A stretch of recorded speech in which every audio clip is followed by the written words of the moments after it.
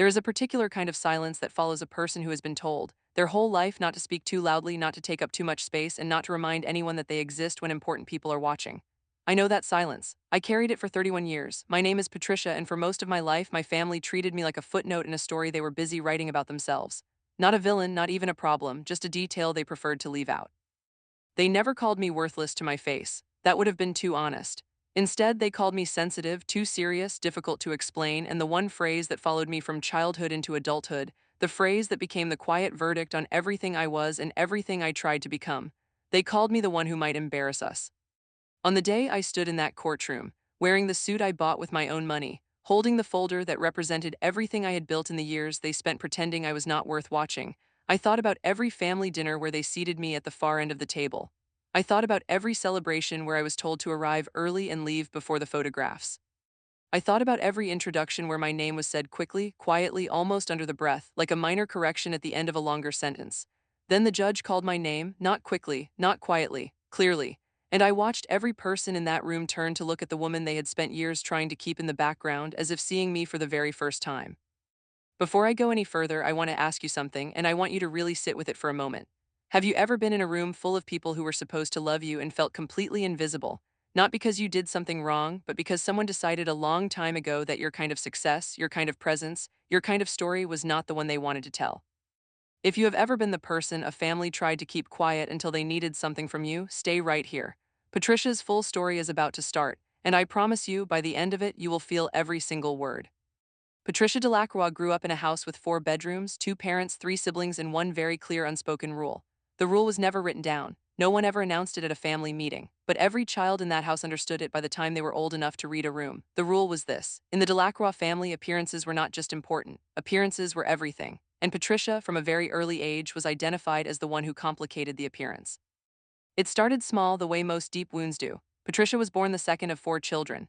Her older brother Marcus was tall, athletic, and easy with people in the way that certain people are just born easy.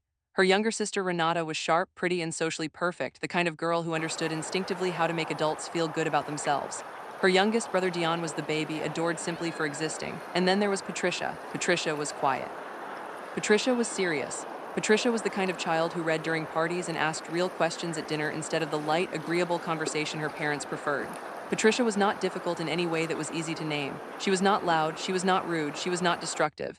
She was simply too much herself, and in a family that valued performance over substance, that was its own kind of problem. Her mother, Claudette Delacroix, was a woman who had grown up poor and clawed her way into what she called a good life with enough force of will to scare most people.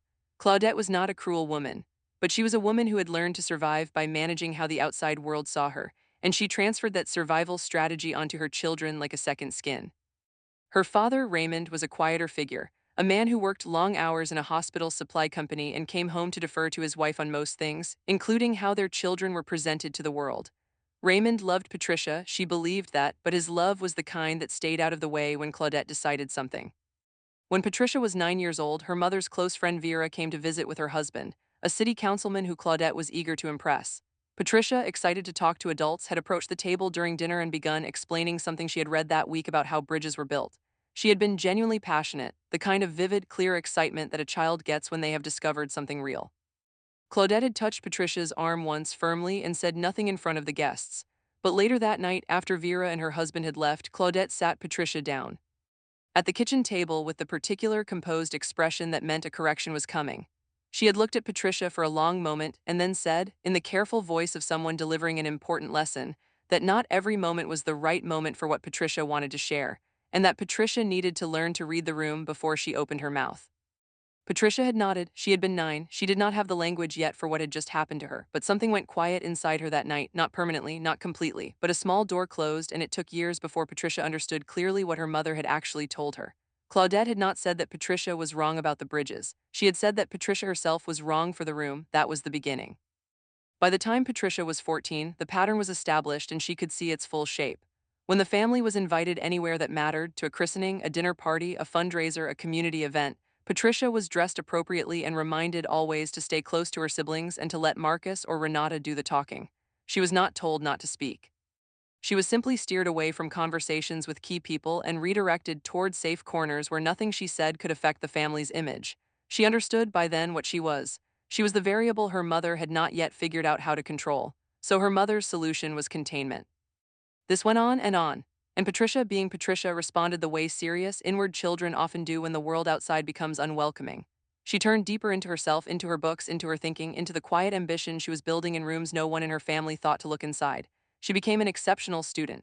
Not the kind of exceptional that got celebrated at the dinner table, because Marcus's football scores and Renata's social wins took up that air. Patricia's academic excellence was acknowledged the way a parent acknowledges a bill being paid on time. It was fine, it was expected, it was not remarkable. Patricia got a full scholarship to study architecture at a university 3 hours from home. She remembers the day she received the letter. She had read it twice at the kitchen table, her heart completely still with the kind of quiet joy that runs too deep for noise. She had waited for her mother to come home from her shift at the dentist's office where she worked as a practice manager, and she had handed Claudette the letter without a word. Claudette had read it. She had set it down on the counter. She had said, "That is good, Patricia," and then asked if Renata had called about the homecoming committee she was running. That was the celebration. That was the send-off for a full scholarship to one of the strongest architecture programs in the state. She is 31 years old when this story begins in its fullest form. She has been out of that house for 13 years. She has built a career, a life, and a company with her own hands, one careful decision at a time. Her firm, which she co-founded with her business partner and close friend Odette Marsh, specializes in affordable residential design and community housing projects. The firm is small but respected. They have worked on 17 completed projects across 3 states. Patricia does not have generational wealth behind her. She does not have investors from her family network. Everything the firm is, she and Odette built from the fees of early projects and the reputation they earned the honest way. She still speaks to her family. She goes to Christmas. She sends birthday messages. She takes her mother's calls on Sunday evenings and listens to Claudette update her on Marcus's promotions and Renata's social calendar and Dion's new girlfriend. Patricia participates in these calls with genuine warmth because she genuinely loves her family in the complicated, clear-eyed way of a person who has accepted the truth of a relationship and chosen to stay in it at a careful distance anyway. She does not tell them much about her work. They do not ask much about her work. The unspoken arrangement is that Patricia's life is her own private continent and the family does not visit. Then, in the spring of Patricia's 31st year, something shifts. Her grandmother, Estelle Delacroix, has been sick for 2 years. Estelle is Patricia's father's mother, a woman of 83 who grew up in Louisiana with nothing and built a small but real property legacy through decades of careful buying in the years when no one in her neighborhood could get a mortgage without a fight. Estelle owns 3 properties outright. One is the house in the old neighborhood where she still lives. One is a commercial strip that contains a dry cleaner, a hair salon, and a small insurance office. One is an undeveloped land parcel that has sat quietly on the edge of a growing suburb for 30 years, and which is now, because of how that suburb has expanded, worth something significant. Patricia has always been close to Estelle in the way that skip-generation bonds sometimes form between the overlooked and the wise. When Patricia was a teenager, she spent 2 weeks every summer at Estelle's house, learning to cook, learning to listen, learning the habit of sitting quietly on a porch and watching the world without needing it to perform for her. Estelle never once told Patricia to be less of herself. Estelle used to look at Patricia with the patient satisfaction of a woman watching something rare grow at its own speed and say, "You are not behind, baby. You are just taking the long way. And the long way always has better scenery." Estelle calls Patricia on a Tuesday in March. Her voice is clear but slower than it used to be. She tells Patricia she wants her to come visit, not a family visit, just Patricia. Patricia arranges to travel the following weekend without telling her family because the call felt private and she wants to honor that. When she arrives at the old house in the neighborhood where her father grew up, Estelle is smaller than the last time Patricia saw her. But her eyes are the same, deep and still, the eyes of a woman who has seen enough of the world to be genuinely interested in what comes next. They sit on the porch with iced tea and Estelle talks for a long time about her life, about Raymond's childhood, about how she had always watched the grandchildren from a distance and seen what she believed was true. She tells Patricia plainly that she has always known Patricia was the one who worked for what she had rather than waiting for the table to be set for her. She tells Patricia that she has thought carefully about what she wants to do with what she has built, and that she has made decisions she wants Patricia to know about directly before anything is official. Estelle tells Patricia that her estate attorney has finalized a revised will. Patricia is named as the sole trustee of Estelle's estate, meaning she will be the person responsible for managing and distributing all 3 properties according to Estelle's specific instructions. She is not getting everything. The will distributes shares to Raymond and his siblings fairly. But the role of trustee, the person with actual decision-making authority over how and when things are sold, transferred, or developed, belongs to Patricia. Estelle chose her not because of sentiment. She chose her because of what Patricia does for a living, because of her judgment, and because she trusts Patricia to execute the wishes of the will without letting family pressure twist it into something else. Patricia listens to all of this on the porch with the afternoon light moving through the old oak tree. When Estelle finishes, Patricia asks quietly why she is telling her now before the will is formal. Estelle says because she wants Patricia to be prepared. She says she knows her son Raymond. She says she knows Claudette. And she says she has been in this family long enough to know that when money and property enter a room, certain people will try to arrange the furniture before the person it belongs to has even had a chance to sit down.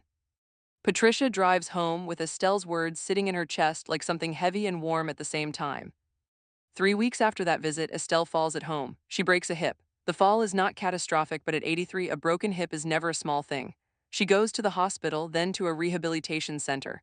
And almost immediately, like a door that was simply waiting for a knock, Patricia's family comes to life around the situation in a way she has not seen in years. Claudette calls Patricia the same evening of the fall, not to check on Estelle specifically, but to begin a conversation that is framed as concern and is actually, Patricia understands clearly within 60 seconds, a conversation about the properties. Claudette has already spoken to Raymond, who has already spoken to his sister Aunt Dolores, who has already reached out to one of her sons who, it turns out, works in commercial real estate and has some ideas about the commercial strip that Estelle owns. Claudette says this to Patricia as if it is helpful background information. Patricia thanks her for calling and gets off the phone. Marcus calls the following day. He has heard about the fall. He is concerned about Grandma, of course. He is also wondering casually the way Marcus does things, whether Patricia has spoken to Grandma lately about her plans. He mentions in the same casual breath that he and his wife have been thinking about property investment. He frames it as just a thought, not even really a question, just something he was wondering about. Patricia tells him she hopes Estelle recovers well and changes the subject. Marcus lets the new subject sit for 30 seconds before returning to the property question from a different angle. Patricia ends the call. Renata sends a text in the family group chat suggesting that someone from the family should be at Estelle's side during her recovery because it would look good, meaning to Estelle, but also meaning to anyone else who might be watching how the family handled this moment. Patricia reads the text twice. She does not respond in the group chat. What Patricia does not share with any of them yet is what she already knows. She has a copy of the summary letter from Estelle's attorney sent directly to her with Estelle's permission confirming the trustee arrangement. She does not have the final will. That will not be read formally until the time comes. But she has enough to know what her role will be, and she has Estelle's direct verbal communication of her wishes, which Patricia has quietly documented in a personal notebook she keeps in her home office.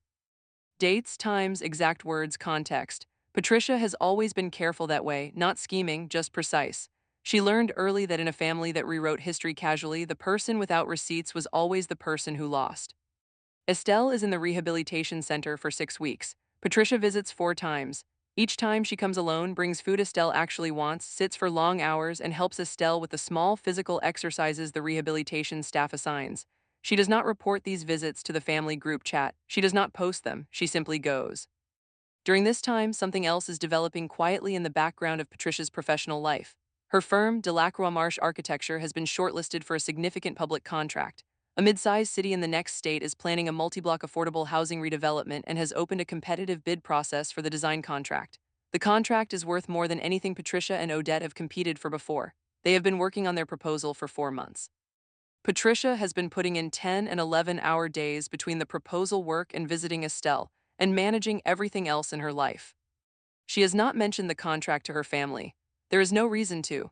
They do not ask about her work in any detail, and she learned a long time ago that sharing professional hopes with people who are not genuinely invested in your outcome is a quick way to either receive hollow enthusiasm or quiet discouragement, both of which cost more energy than they return. It is during the 5th week of Estelle's rehabilitation that Claudette calls with a new kind of energy.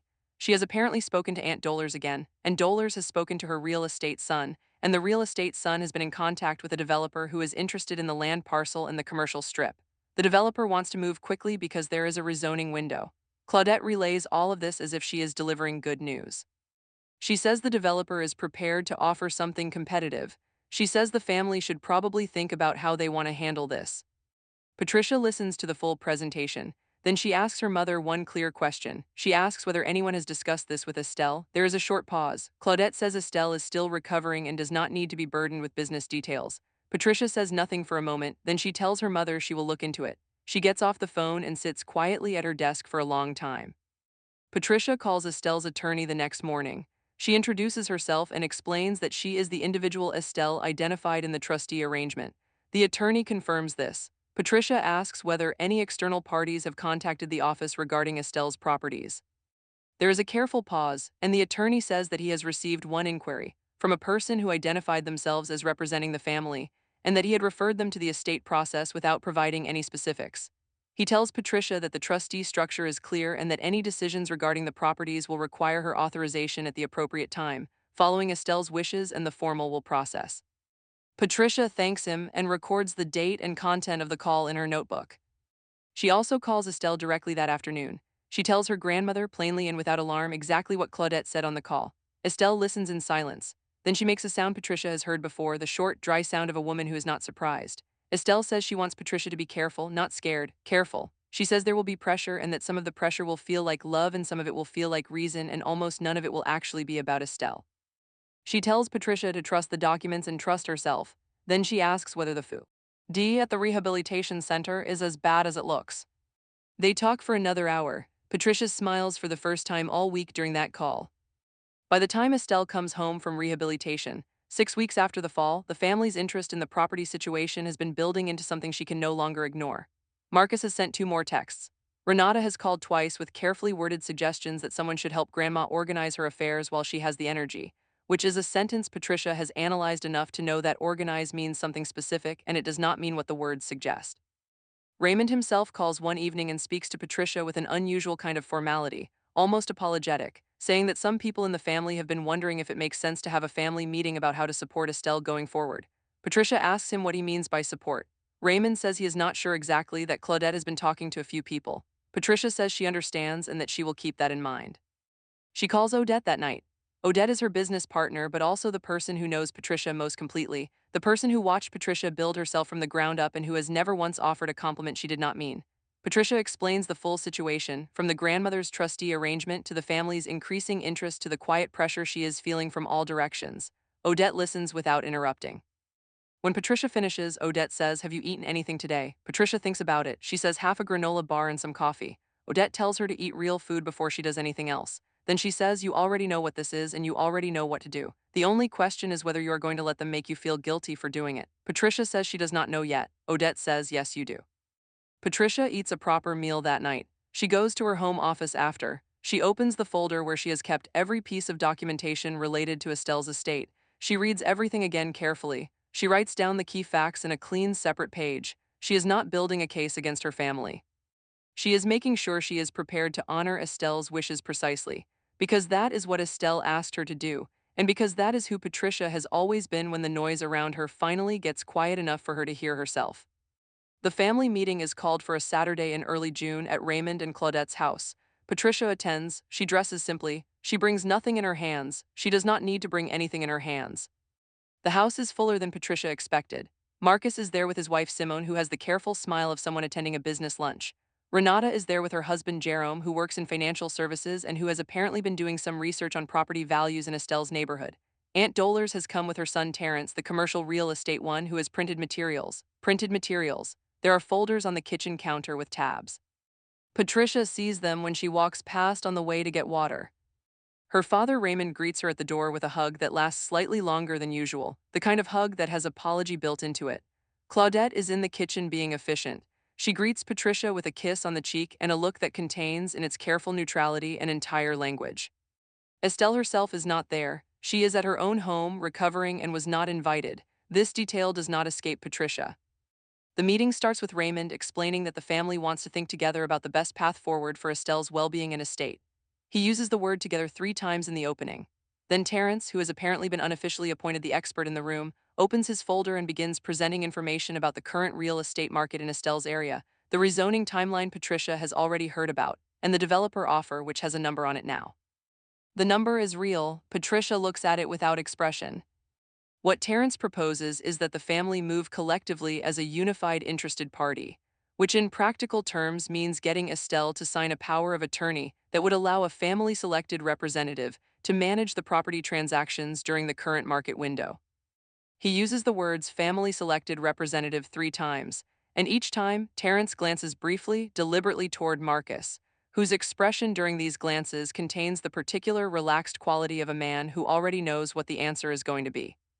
Patricia is quiet through the whole presentation. She asks no questions. She makes no expressions that signal agreement or disagreement. NT, she watches the room. She watches her mother who is watching her. She watches Marcus who is watching Terrence. She watches her father who is watching the tablecloth. When Terrence finishes and the room opens up for discussion, Claudette speaks first. She says this is a real opportunity and that the family needs to move together for Estelle's benefit. Jerome begins to talk about tax implications. Marcus mentions, for the first time since arriving, that he and Simone have been thinking about diversifying their assets and that this could be a mutually beneficial arrangement. And then someone, it is Renata, says casually into the conversation, it just makes sense to have someone the developer can actually work with, someone credible and professional, and she leaves the word professional hanging in the air with a directional quality that Patricia feels clearly. Patricia puts down her glass of water. She looks around the table. She says, I want to share something with everyone, and her voice is the voice she uses in professional meetings, calm and clear and precise and carrying no extra weight. She tells them that she visited Estelle in March, before the fall. She tells them that Estelle has an estate attorney who has been working with her for 2 years. She tells them that Estelle has made very clear and documented decisions about her estate that include specific structures for how the properties will be managed. She does not use the word trustee yet. She says only that Estelle has a plan and that the plan is already legally documented, and that any action the family takes around the properties would need to go through that documented process. The room changes, it does not explode, it does not collapse, but it changes in the way that a room changes when someone says something that rearranges the architecture. Claudette asks what she means by documented plan. Patricia says she means a legal estate document with an attorney of record.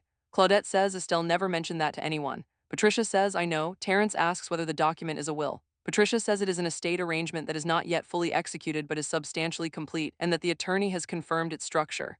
Terrence asks who in the document has decision-making authority over the properties. Patricia looks at Terrence for a moment. Then she says at the appropriate time the document will be shared with everyone who needs to see it. Until that time, she wants to suggest that the family focus on what they all said at the start of this meeting, which is Estelle's well-being. She says she will be visiting Estelle next week and will relay everyone's love. She then finishes her water and thanks her parents for having everyone over. She leaves before the dessert. In the car on the way home, Patricia calls Odette from the hands-free system. She tells her how it went. Odette asks how she feels. Patricia says she feels like herself, which is the truest answer. Odette laughs. She says that's the whole game, Patricia, just keep feeling like yourself. The weeks following the family meeting are uneven and tense in the way that only family tension can be because it arrives through everyday channels. Marcus texts to ask if they can have coffee. Patricia says she is very busy with a work project right now. He asks again, she says soon. Claudette calls on Sunday as usual, but there is a new texture to the calls. A careful testing quality, questions inserted between the regular updates. Did Patricia talk to Estelle this week? What did they talk about? Does Patricia know when Estelle expects to feel fully recovered? Patricia answers what she chooses to answer and keeps the calls to their usual length. Renata sends Patricia a direct message separate from the family chat. The message is long and begins warmly and ends with a paragraph that is framed as concern but is structured as accusation. It suggests that Patricia is handling the estate situation in a way that feels secretive and that the family deserves to be involved. It uses the phrase, "We all love Grandma," in a way that lands as a challenge rather than a statement. Patricia reads the message twice. She writes a response that takes her 45 minutes to compose, not because she does not know what to say, but because she is choosing very carefully how much of what she knows to put in writing to Renata, whose husband works in financial services and who once forwarded a private email of Patricia's to Claudette without telling her. Patricia's response is warm, brief, and completely noncommittal. She sends it on a Wednesday morning and spends the rest of the day working on the housing contract proposal, which is now due in 11 days. The proposal is the single hardest professional document Patricia has ever produced. It is 312 pages including appendices. She and Odette have divided the sections between them and spent the past 4 months living inside it. The proposal includes their complete design vision for the redevelopment, their community engagement strategy, their budget modeling, their environmental approach, their firm biography, and their portfolio of completed work.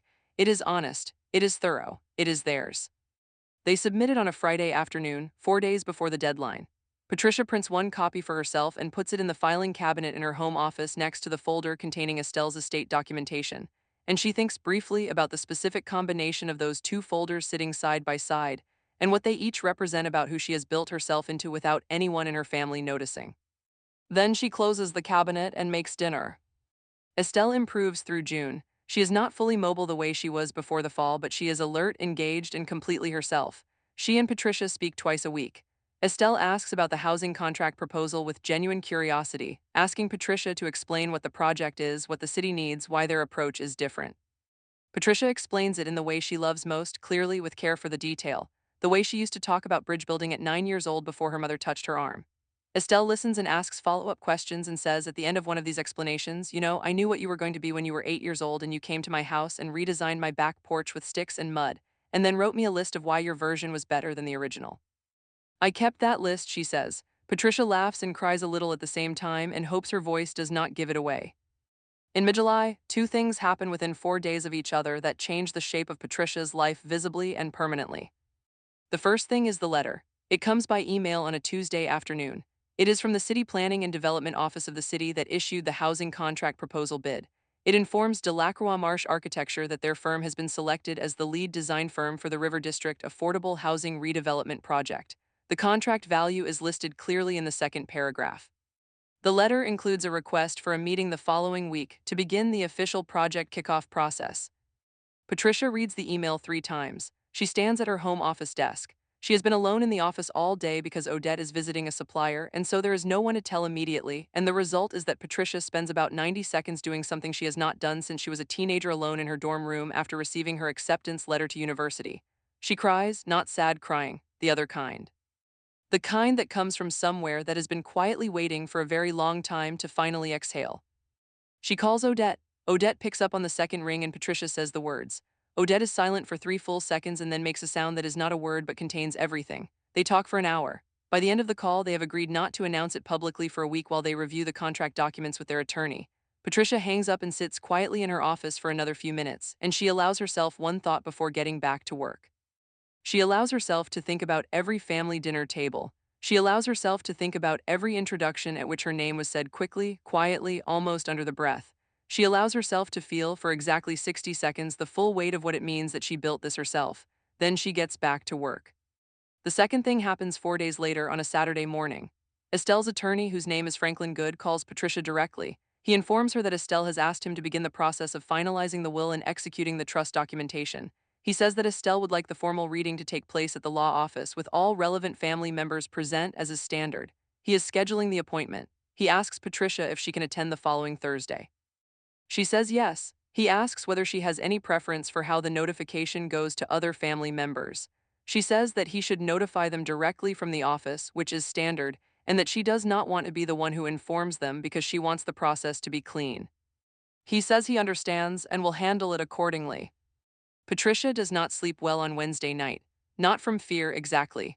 From the particular alertness that comes when you are about to enter a room where the truth is going to be said clearly, and you already know what it is, and you also know that not everyone in the room does. The law office of Franklin Good is on the fourth floor of a building downtown that has a specific kind of quiet built eye. And to it, the quiet of a place where serious things are decided. Patricia arrives 10 minutes early. She wears a dark suit, her hair is neat. She carries nothing in her hands except a small padfolio with a single pen inside it. She is the second person to arrive after her father Raymond, who is already sitting in the waiting area and who stands when he sees her and hugs her with the same apologetic weight as before, maybe heavier. Marcus arrives 3 minutes later with Simone, then Renata and Jerome, then Claudette, who is the last of the immediate family and who sweeps in with the particular composure of a woman who has decided that whatever is about to happen, she will be in control of how her face looks during it. She greets Patricia with a kiss and what Patricia recognizes as a measuring glance. Patricia returns the kiss warmly and does not flinch. Aunt Dollars and Terrence are not present. They are not in the will in a way that requires their attendance. The attorney, Franklin Good, is a calm, methodical man of about 60 who has clearly done this many times and is unmoved by family tension. He welcomes everyone and explains the process briefly. Estelle is not present in person. She has provided a recorded video statement which will be played as part of the proceeding, consistent with her instructions to the office. The reading begins. The estate is distributed in shares that are fair and clear. Raymond and his two siblings each receive a significant share of the liquid assets and a fractional ownership stake in the commercial strip, managed collectively with income distributed quarterly. The family home goes to Raymond as Estelle's eldest. The specific items of personal property are distributed according to a handwritten list Estelle prepared herself. Each grandchild receives a sum that acknowledges them equally. Then Franklin Good explains the trust structure. He explains that the land parcel, the most valuable single asset, is placed in a designated trust for the purposes of community development, with specific conditions on how it may be used or sold. He explains that the trustee responsible for executing those conditions, for managing the trust, for approving or denying any sale or development proposal, for ensuring Estelle's community development wishes are honored, is Patricia Delacroix. Sole trustee, documented, legal, irrevocable. The room does not explode. It does the other thing. It goes completely still in the way that rooms go still when something real and final has entered. Patricia sits with her posture straight and her hands folded on the pedfolio. She does not look at Marcus. She does not look at Terrence's empty chair. She watches Franklin Good continue the reading. Claudette speaks during the questions period after the reading is complete. She asks with perfect surface calm whether the trustee arrangement was something Estelle decided recently, given her health. Franklin Good says the arrangement has been in development for approximately 2 years and was finalized 3 months ago before the fall and the hospitalization. Claudette nods in the careful way of a woman who is doing significant internal management. Raymond is quiet. Marcus looks at the table. Renata looks at Patricia. Then the video statement is played. Estelle appears on the screen at the front of the room, seated in the armchair from her living room, the same chair Patricia has sat beside on every visit for years. She is dressed carefully. She speaks slowly but without hesitation. She addresses the family with warmth and then explains, in her own words, exactly why she made the decisions she made. She says she chose Patricia as trustee because Patricia is the only person she knows in this family who builds things for other people as her actual profession and not as a performance. She says she wants the land parcel to serve the community it sits next to, and she trusts Patricia to make that happen because Patricia has already spent her professional life doing precisely that. She says she loves everyone in the family and that her decisions are not a punishment for anyone. They are a gift to the work. Then Estelle says one more thing directly to the camera, and Patricia knows from its phrasing that it is meant directly for her. Estelle says to the one who kept coming, who kept calling, who never needed me to watch to know that I was watching, you were never the one who needed to be explained. You were always the explanation. Patricia's throat closes, she keeps her face still, her hands are flat on the pedfolio. Franklin Good closes the reading and invites anyone who needs private consultation with him to schedule through his office. The family begins to move and talk in the low, careful way of people recalibrating in real time. Claudette approaches Patricia first. She says in a voice that is different from her meeting voice, Patricia, just Patricia's name, and then a pause that is longer than it. Nothing Claudette has ever offered her before. Patricia looks at her mother. Claudette's composed face shows something under it for the first time Patricia can remember. She says, I did not always understand you. Patricia says, I know. There is another pause. Claudette says, she always did though. Patricia says, yes. They stand together for a moment without anything else, which is the closest to honest the two of them have been in 31 years. Marcus speaks to her in the hallway outside the elevator. He is quiet in a way she has never heard from him, the liveness gone from his voice. He says, I didn't know. Patricia says, I know you didn't. He says, you never told us what you were building. Patricia says carefully that she stopped offering things that weren't being asked for a long time ago. Marcus is quiet for a moment. Then he says, that's fair. Patricia says it is. They ride the elevator down in silence, and when they reach the lobby, Marcus holds the door for her, which is a small thing and possibly means nothing, but which Patricia notices anyway. Now comes the part that the family is not prepared for, and it arrives not through the estate but through the housing contract. The project announcement goes public 3 weeks after the estate reading. The city issues a press release about the River District Affordable Housing Redevelopment Project, and the press release names the lead design firm, Delacroix Marsh Architecture. The release includes a brief biography of the firm's principals. Patricia Delacroix, lead architect, co-founder. The release is picked up by 3 local outlets in the project city, and because the project is notable in the affordable housing design community, by 2 national architecture publications. Patricia does not share the articles herself. She does not post them. She does not text them to anyone in her family. She does not write about the contract on any platform that her family follows. She simply continues working. It is her mother who finds it first. Claudette calls on a Sunday evening, and this time the call is different from any call they have had in years. Claudette starts the call the usual way, then pauses in the middle of asking about Renata's upcoming anniversary dinner and says, Patricia, I read something about your company this week. Patricia waits. Claudette says she read about the housing project. She says it is a very big contract. She says the article used the word acclaimed when describing the firm. She goes quiet for a moment and then says, I did not know you were at this level. Patricia lets the sentence sit for a moment. Then she says, I know. Claudette says, why didn't you tell us? Patricia says because she has been telling them for years about her work, and the response was always a quick acknowledgement before the conversation moved on. She does not say this with anger. She says it the way she has learned to say true things, plainly and without performance. Claudette is quiet for a long time, then she says, I hear you. That is all, 3 words. But from Claudette Delacroix, 3 specific honest words directed at Patricia with no agenda underneath them is the equivalent of a very long speech. The architecture community article is the one that does the most work. It includes a photograph of Patricia and Odette outside the River District project site, both of them in hard hats, both of them grinning with the specific joy of people who have just been given the keys to something they earned. The article traces the firm's origins, their early small projects, their approach to community-centered design, and the significance of the new contract. It quotes Patricia directly and at length. She talks about her design philosophy with the same clarity and passion she had at 9 years old talking about bridge building, except now there is no one to touch her arm.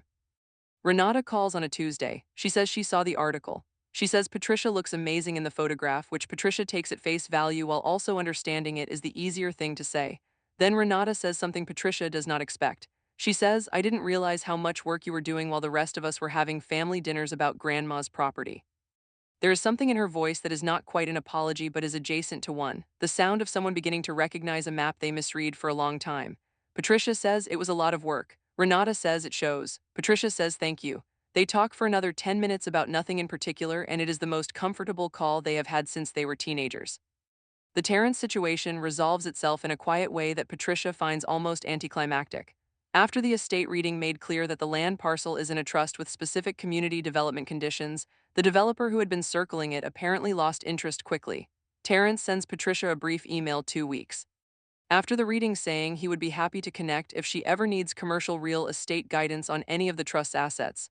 Patricia responds politely that she will keep that in mind and that all trust matters go through Franklin Good's office. She does not hear from him again. What develops over the following months between Patricia and the trust is the most satisfying professional work she has done outside of the housing contract. Estelle's land parcel, properly assessed and properly positioned, becomes the site of a community land trust partnership she develops with a local nonprofit and the city's affordable housing division. The project is designed by her own firm. It will create 46 mixed-income residential units on a site that Estelle held quietly for 30 years in a neighborhood that needed it. The project will carry Estelle's name on the cornerstone by Patricia's design with the family's agreement. Even Marcus, when he learns the specifics, says he thinks it is the right thing. Even Claudette, when she sees the architectural rendering, is quiet for a moment and then says it is beautiful. Patricia does not frame any of this as victory. That is the thing about the kind of woman Patricia is. She did not do any of this to win.